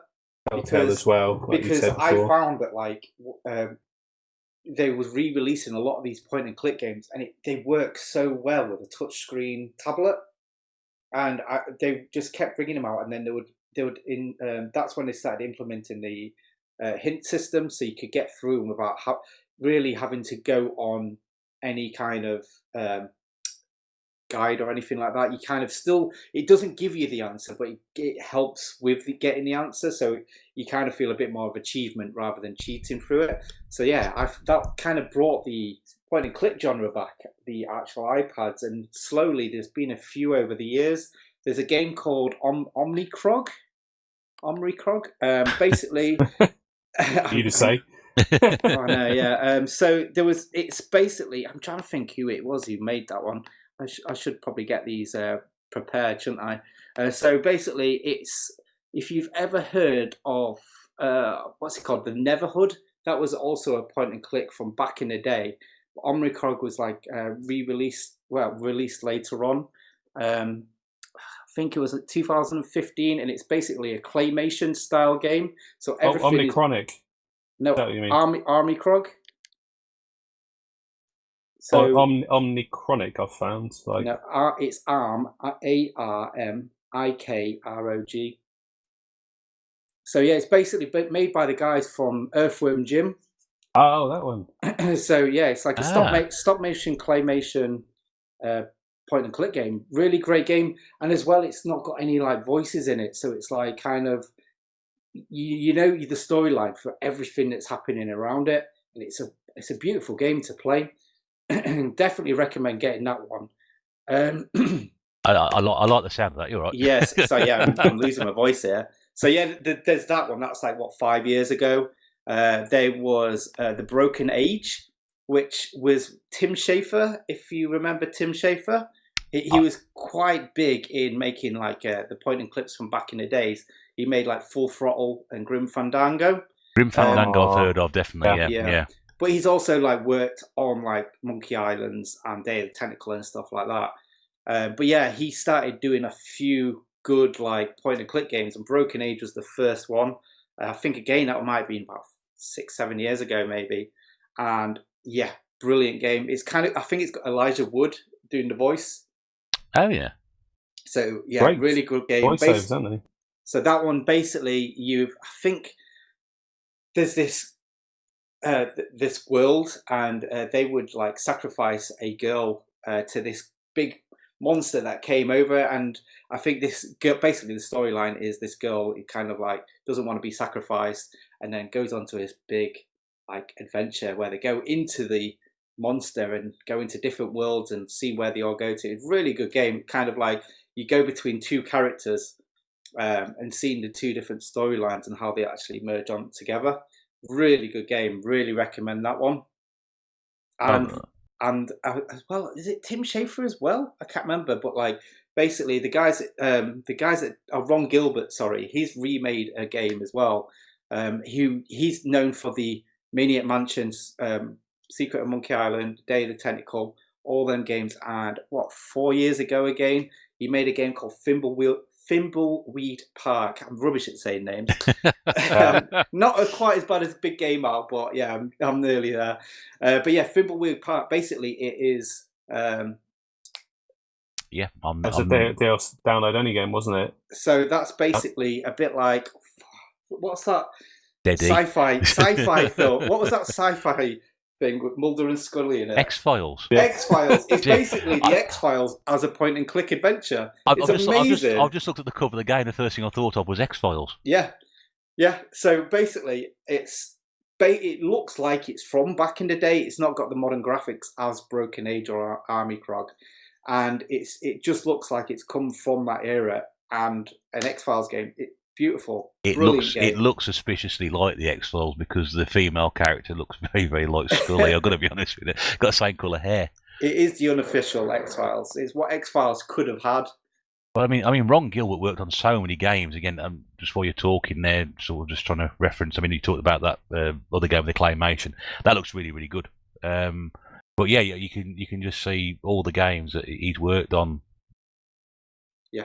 Does the writing, Last Crusade, the graphic adventure we mentioned, Zach McCracken. We haven't mentioned Zach McCracken. Oh, wow, yeah. That was another one. Early ones, that. Yeah, the Monkey Island games, Maniac Mansion, Day of the Tentacle. He did a lot of the Freddy Fish games as well, by the looks of it. I've heard of them, but I've never played. I've never played one. Spy Fox as well, which I think there's a game out on the Wii for that one. Okay.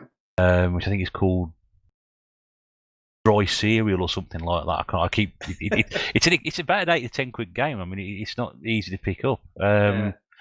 But yeah, I'm just going through all those sort of things. I mean, the amount of stuff that he's worked on over the years, and again, playing in that sort of genre. He's also done other stuff as well. But yeah, there's a lot of games from sort of the early to mid '90s, late '80s to mid '90s there, which are sort of right where we are in terms of this point and click stuff. Yeah. Well, I mean, the thing is, like I was touching on earlier, they are the typical point and click games, but the genre has evolved really. Point and click games have kind of come into other genres really, because it's kind of a lot of games now have kind of got these branching story paths, kind of that have all come from like point and click games really, because you'd get that with point and click games. It wasn't a linear game like games were back in them days. It was, you could go on your own like path. Obviously you needed to do certain things to move on the storyline, but you could do it in your own kind of like way around doing it. So it kind of, I'd say, influenced like the open world games. What's it called? The Mass Effect games. That's kind of got like a point and click kind of branching paths to it. But now we've got the Telltale games, which is basically a love letter to point and click games. It's not quite a point and click game, but it's just basically a storyline that kind of plays itself, that you have like little ways to get around it. It's got small puzzle elements to it, but it's more about the story. Before they went to like the modern ones, though, do you remember then they went to like 3D, like point and clicks? Because they were always like Monkey Island style. They were the 2D kind of graphics, and it would be something you'd like click on the screen and have to kind of find or something like that. But when they went 3D, I remember like when you mentioned Grim Fandango, that being like one of the biggest one at the time for me that blew me away, being 3D, like Manny Calavera, the skeleton guy running around, and it was a 3D environment. Like you say, you can run around and just do your own thing. You could run around like the whole city in that one. You'd have to kind of puzzle to do, but you run around and speak to people. And that's kind of translated into other games like, you know, Sam and Max, later ones that are in 3D on the Wii as well. Oh, I forgot Sam and Max. Yeah, of course. Sam and Max, that's amazing. Yeah. Monkey Island went to 3D as well. I mean, it worked for some of them. It didn't work for Simon the Sorcerer. Simon the Sorcerer 3D was so buggy, it just basically unplayable. That was the saddest thing. They were going to try and remake that in a 2D game, but that I think fell on its ass. And like later ones of that iteration just didn't work. But just wonder what your thoughts are on one of the 3D ones, Eddie, because they obviously had, as time moved on, they moved on from kind of the 8-bit graphic style more 3D environments, and some of them are kind of gone back to the original style, but with beautiful HD graphics. So I don't know what your thought is. I mean, one of the ones that I played not so long ago is like 2009. Is a game called Machinarium. If you've heard of that one or played it, I've heard about it, and it's one that's on my list that I wouldn't mind playing. I think I actually own it on Steam.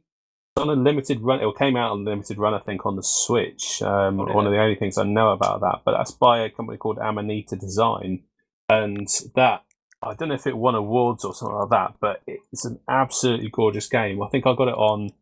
I first saw it in a game shop and was like, "What on earth is this?"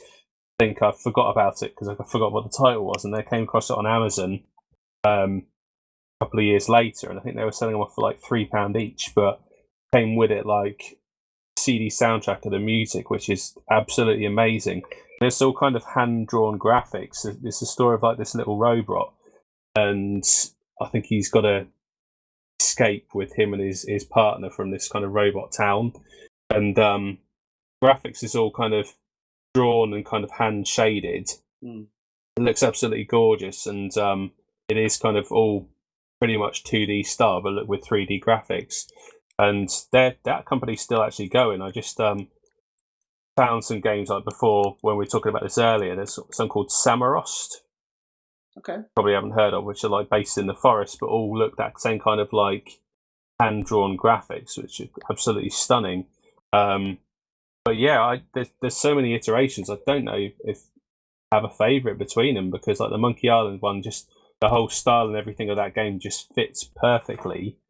And when onto 3D, if done right, it just looks great. And then you've got these ones, which are kind of the future of it, the kind of hand-drawn ones that the part. Well, I think as well what I said earlier, basically, point and click were just known for good graphics as well as the story. It was all about like how well they could make the scene look and everything. And there was different iterations. It was as like as best looking that they could do, or like really as abstract as they could do with like sort of like say Sam and Max. But like nowadays, like there's different ways people are doing it, like that claymation as well. But there's a game called Truebrook, which I actually do own. I think it's, how do you say it? Truebrook. And basically what they did to make the graphics on that game is they made actual set models. So every background that you see is actual reality. It's not like being hand-drawn or anything like that. And it just looks stunning because of it. That's amazing. That sounds impressive. But supposedly the game is not that great. But it just, I've got it and I can't wait to get around to playing it one day. So I think that came out like a year or two ago. So like I say, there's still games coming out now. That's just a Steam game, or is that available on console? Because you can get it on the Switch and PlayStation 4. Actually, that's amazing that some of these games are on console, because I wouldn't have... I mean, I know there's a lot that came out on the Wii and things like that, but the majority of them I know for being on consoles. And when you said like the PS4 and things like that, I wouldn't have like thought some of these games would be on the PS4. It doesn't seem like it's that kind of system, but it just shows the kind of appeal of these games, that they are moving on from PC to other systems. It does, and I suppose it shows that the genre is alive and well, and you know, kicking, and people are still tapping into that. And obviously there is a market out there for it. And I think, you know, the crux in this is how well designed these games are, but also how well written they are. Well, in terms of storyline, you know, and also when we talked about Monkey Island, having known that game, it's legendary for the touch of humour it has in there. Yeah, the way it goes off, and I think that was all the same with all the LucasArts games anyway, like Data Tentacle and it mentioned as well. There was a very sort of wicked sense of humour involved in those games, which shows you how well they were written. Yeah, give you the story and intersperse that into it as well to give you the whole package. Yeah, I mean, you could pick it up and put it into a film, couldn't you? I mean, realistically, I mean, it'd probably be a short film, but if you speed run it, to be fair. Look, they made a film out of Rampage. They can make a film out of Monkey Island, couldn't they? Yeah, you know what I mean? Yeah, you can make a film out of Rampage. Can they make a film out of Rampage, though? Well, they tried, didn't they? Well, they tried, yeah. It was something. It was on film. I think that's probably as far as you could get with that one. I don't think I'd want The Rock in Monkey Island. But I think you put on a good point there as well. Like, point and click games were known for humour as well. Like, a majority of them were all, even if there was got a bit of seriousness, like with Indiana Jones, there was still a lot of humour in the game. But like, another series that we've not talked about that started off on the Amiga, Darkseid. I don't know if anyone remember playing that game. Played that one. There's a couple of them, and basically it's set in like a horror kind of world. Sort of like it was very heavily based on H.R. Geiger. I think I might have heard. I don't think I've played it, but I think I've heard of it. Yeah, it's one of the first probably like horror point and click adventures. Beautiful graphics. I used to play it. Freaked me out. My mate actually owned the physical copy of it, and I used to go around and like, I never used to see that many physical copies of Amiga games. There used to be backups. So just seeing the box alone was impressive. But like, yeah, seeing H.R. Geiger as a kid, like, it was just beautiful. But what I didn't realise, and what I wouldn't mind getting now, is both them Darkseid games are on the Sega Saturn, and I really want to get them. There was for whatever reason released in Japan, and they have English speaking on them. So they're very playable, even though they're Japanese. Right. So they weren't released over here. It wasn't released over here, unfortunately. Not for the Sega Saturn anyway. But yeah, that's a great series of games that I wouldn't mind picking up and playing a game. Probably going to be terrible, but you know, when you don't really play a game for so long and no one talks about it, it's like it does make you wonder, like, is no one talking about it because we're that bad? Or has everybody forgotten about it, and you'll be the one who start off the Renaissance for it? Yeah, Darkseid Get it, Speaking but of that- don't get it before me, because raise the price. I'm not likely to get it before you. Don't worry about that. Yeah, I don't think I am, to be fair, Eddie. Your car Not boot sold man will it probably enough. have it. Not sold it enough. Your car boot man will probably have it, though. He's not. I've been looking. Oh. But I just remembered, like, there's some that came out on the PlayStation as well, the PlayStation 1, which you wouldn't think about. Like, we forgot about Blazing Dragons. Oh, yeah. Came out on the Saturn and the PlayStation 1 as well, which is quite a sought-after game now. And that's got... Terry Gilliam. That's what I was about to say. Yeah, it's got Terry Gilliam in it, hasn't he? So... Yeah. Not that he's in it that much, but it's all over the front cover that he is. I think he does about 4 lines in it or something, but it's kind of that humour, though, isn't it? Yeah, but that had a cartoon show, I think, as well, or whatever came first of that. But I remember a friend playing on the PlayStation. I'm like, what on earth is that on a PlayStation? And of course the what's it called? The Terry Pratchett ones. Discworld. Yeah, Discworld. That's the thing. Like, it's such a can of worms when you talk about point and clicks. Yeah, go on forever. As soon as Nath mentioned PlayStation 1 and he said Terry Gilliam, I thought, hang on a second, were the Discworld games point and click? Because, again, I remember them being out at the time, but it's not really my sort of thing. So that and the Discworld stuff anyway, Terry Pratchett is not. Really sought after games now. I think they're quite expensive to actually get hold of. They are. In good copies. But, I mean, I didn't... Thinking about it, thinking all the systems they came on, because we said we had like Monkey Island on PlayStation 2. So we actually had some on the PlayStation 1. I don't think it went on into any of the Mega Drive or anything like that. Like I'm sure someone will call me on that. There's a supposedly quite good point and click game on the Mega Drive. It's called Scooby Doo. There's a Scooby Doo point and click game on the Mega Drive. Although I say Mega Drive, it's Genesis. It's the Genesis it came out on. Yeah, I've heard of that one as well. Yeah. And actually talking about what we talked about earlier, there's a Pac-Man point and click game on the Mega Drive and Super Nintendo. What? Yeah. Who on earth thought about combining Pac-Man with point and click? Pac-Man Adventures 2, I think it's called. Oh, I think I know the one you're on about. Yeah. Again, we never got it over here, but oh god, that Scooby Doo one's a missed opportunity. Yeah. But what a great! I'd have been all over that. Yeah. Off to eBay you go. Yeah. Oh, that's not a cheap game though either. That one. In that case, I'm maybe not then. A while. Yeah, I'm not going to be looking at eBay for that. Need a backup. Yeah, just get a backup. You could actually probably get a couple of Everdrives for the price of that one game. Oh my goodness! But Scooby Doo would work with something like that. Concept of Scooby Doo is sort of like mystery adventure type thing. It would be ill for that. Why on earth it wasn't marketed beyond that? Yeah. Oh dear. But so many the beautiful games. Blade Runner as well on the PC. That was as late as '97. That's an expensive game now. Yeah. I don't think that's been re-released. I've got it. I didn't get very far. Yeah, there's quite a few different weird and wonderful ones back in the PC genre that you probably could go on forever and ever with them, but very niche at the same time. Who are the sort of main proponents of the point and click games now? Or just in general? At the moment, I mean, obviously we've talked about what was on in the past, and LucasArts were very much at the forefront of it. Are there developers now who are sort of being, focusing on this sort of Telltale, I'd say now, really. I think they're the main ones. They bought the rights to make the Monkey Island game, which was what kind of put me on to them, because I was like, what, a new Monkey Island game? What's all this about?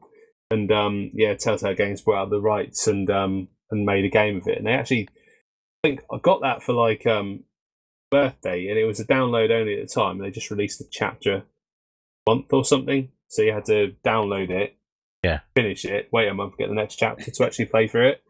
You actually did that? At the time. Sorry? You actually did that? I think I actually got stuck and waited, and got all of it and then just played through it, to be fair. But every time I've seen them, I've waited until the last one at least. You can get the proper copy of it then, but I got that when it came out because I was just so excited for a new Monkey Island game. But I think Telltale are the ones who have done it now. I mean, what have they done? They've done a Back to the Future one. I've got the Back to the Future one. Wish I had it. I got that on the PC as a download. They did a Batman one, didn't they? Jurassic Park. 2 Batman ones, yeah. 2 Batman ones. Yeah. Game of Thrones? Game of Thrones, yeah. That's actually pretty good. It's actually got the real actors in that as well. And it's a completely different storyline. It's a separate storyline. So it's really if you enjoy Game of Thrones, you'll probably enjoy it. The Walking Dead ones, like point and clicks. Yeah, Walking Dead ones. That's kind of that first Walking Dead one was kind of what really reignited the point and click kind of thing again. At least the action adventure sort of thing. Because before that, no one really talked about it too much. But then when that came out, it's just like that storyline was so amazing. It would just make any the hardened person cry at the end because it was just that good a storyline. You played it, haven't you? Yeah. Yeah. So I don't want to spoil it because it is a bit of a spoiler at the end. But this probably be the point, and I'll just get disconnected anyway. So just go for it. Yeah. It's been a while. Yeah, it just makes you bawl and just tears. It's just so sad. But then it just never. The rest of the games was never as good as that first one. They just kind of petered off each time, each iteration. So it's very much alive and kicking then. If we got all these big licenses, we talked about licenses last episode, but all these big licenses all being picked up and then having a point and click game based around it.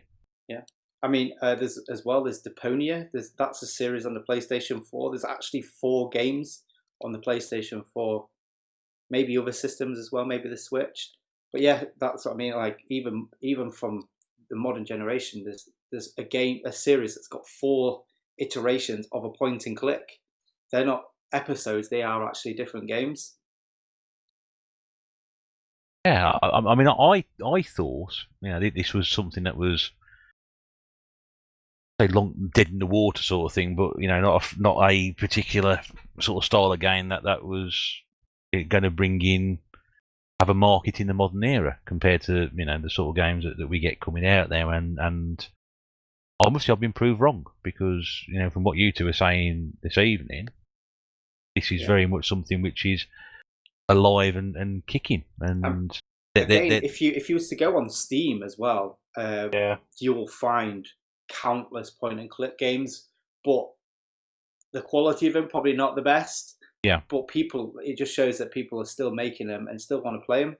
And also there, as Nath mentioned, across all the modern consoles.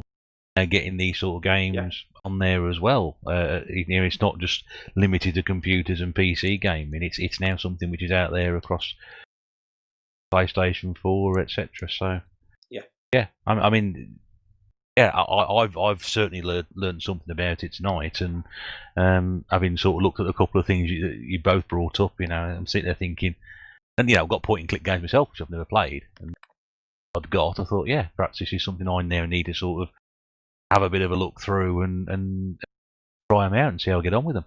And not only that, but there's even old series getting brought back. Like there's a new Leisure Suit Larry game.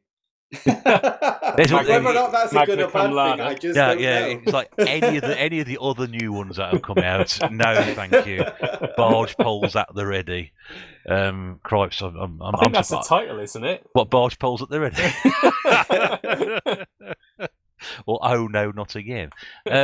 I don't know. I mean, are they toning that one down? No, I don't think you can get away with it now. I mean, Cripes 15 years ago on the Xbox would have been pushing it a bit, but it was pushing it a bit. To be honest, you look at the status of some of those games. Well, they've remastered it, haven't they? The original Leisure Suit Larry. I don't think there's a call for it, is there? Really? I don't know. Someone must have thought somewhere. Yeah. Just for the lols. No, there weren't many in the other 2 games. That's put it that way. But yeah, that has been really interesting, and I've learned a lot. I hope people listening to this have learned a fair bit from it as well, and perhaps it's may not have explored like I've in great detail that they may want to go and have a look at, especially as some of these titles have got sort of licenses attached to, which might appeal to somebody if they enjoy, instead The Walking Dead or Game of Thrones or Back to the Future. They might entice people into play something like that. You do get fans of those sort of things, but also the original adventures. And I think Eddie mentioned quite a few there that are, sort of recently come out, or Nath has certainly mentioned some of the retro ones as well on the consoles, that very much something which is still around and is there to be explored. Would you recommend one, Eddie? If you had to recommend one to somebody listening to the podcast, what would you put forward? What would be your one you recommended? A favourite, probably top two, is probably Day of the Tentacle or Sam & Max, the original ones from the PC era, even over Monkey Island. I don't know why. Really? Yeah, I just really enjoyed that humour. But yeah, this modern ones now. I've really enjoyed the Deponia game. I really enjoyed how that got put together.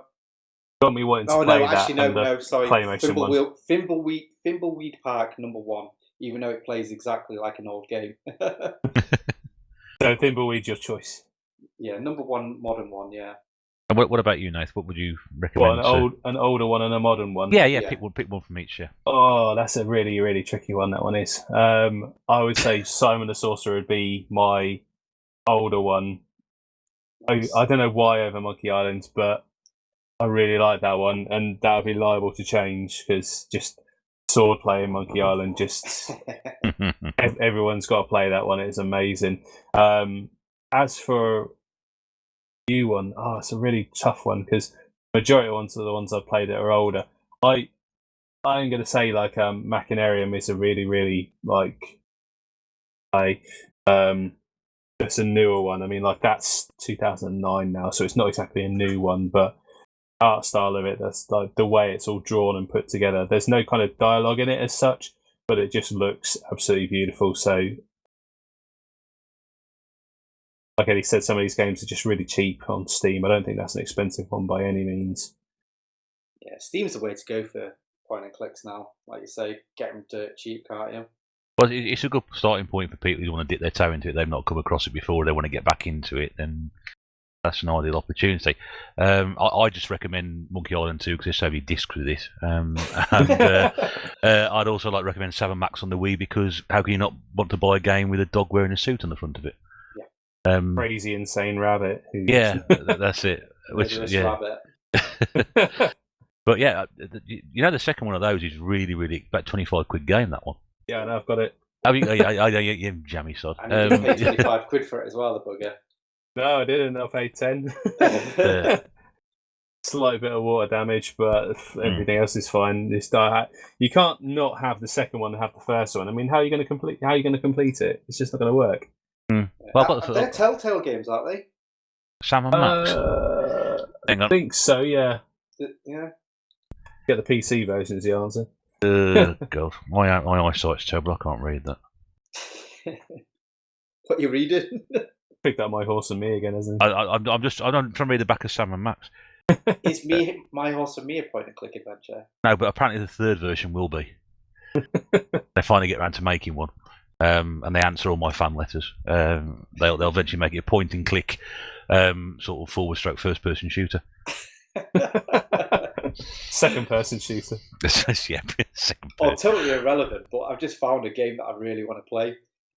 Someone's made a 1v1 My Little Pony fighter, and it looks amazing. But supposedly, Hasbro closed them down because obviously, they strikes did all the strikes, and then it's getting re-released again, but with different characters made by the guy that invented the new breed of My Little Pony. So they all look like My Little Pony characters, but they're all officially new characters. And I just love that. I think that's amazing. I think Al might win that one. But yeah, that looks, for a horse game, that's a great game. I'm now seriously very tempted to keep my eye on release of that coming out because that's the sort of thing that. But my idea is sort of like Street Fighter versus SpongeBob SquarePants. It no longer seems so stupid now, does it? Really? My little Pony, Yeah. Care Bears will be the next thing. We'll have Care Bears fighting. Probably is somewhere. I mean, if you crack out, what is it called? that fighting game that Pete was on about the other day. Oh God, what is it called? Oh, I know that. Yes, you could make anyone fight. I'm sure someone's done Care Bears versus Care Bears on there. Yes, so he mentioned that on his Desert Island Games, didn't he? I think that was it. Yeah. Oh, brilliant. Oh yeah, that horse fighting game's called Them's Fighting Herds. Them's Fighting Herds. Yeah. It's a little that's so brilliant. There. That's brilliant. That. Oh dear. I'm going. Now, guess what I'm doing straight after this? Going to try and find it.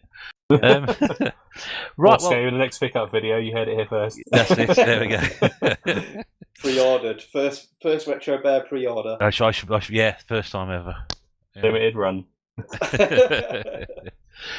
Go. I think we've come to the end of that one, but that's been really interesting. I've learned a fair bit there. And there's some games I remember from the past, but I've delved into, and it's been great to have you both on and be so knowledgeable about it. And like I said, I hope everybody listening out there has picked up on that, can maybe reignite some memories, and or possibly even get you interested enough to try and sort of see what you can find in terms of point and click games and try them for yourself. And it'll be interesting to know how you get on, if you've got any thoughts on that, if you've got previous memories or recollections of these sort of games. Don't forget the comments below. We'd love to hear from you and your feedback on that. So all that remains for me to say thanks very much indeed to both Eddie and Nath for giving their time up today. Eddie, it's been great to have you on again. Thank you very much indeed. Cheers for having me. No problem at all. Nath, nice to have you back as well, my friend.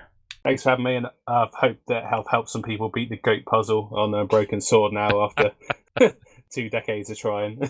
I'm still stuck. There's something called the goat puzzle. There we go. The legendary goat puzzle. The legendary goat puzzle. People have so much animosity for it. It's been all sorts tonight: raccoons, goat puzzles, Care Bears, My Little Ponies, you name it. It's all been in this particular episode. The Animal Edition. The Animal Edition. So thanks to the guys. Thanks to everybody for listening once again. We do appreciate your continued support for this. We will be back again very, very soon with another episode and another topic to discuss. But on behalf of the guys here tonight, the guys who aren't here tonight, thank you again once again for listening. Do take care. We'll speak to you again very, very soon. It's bye for now.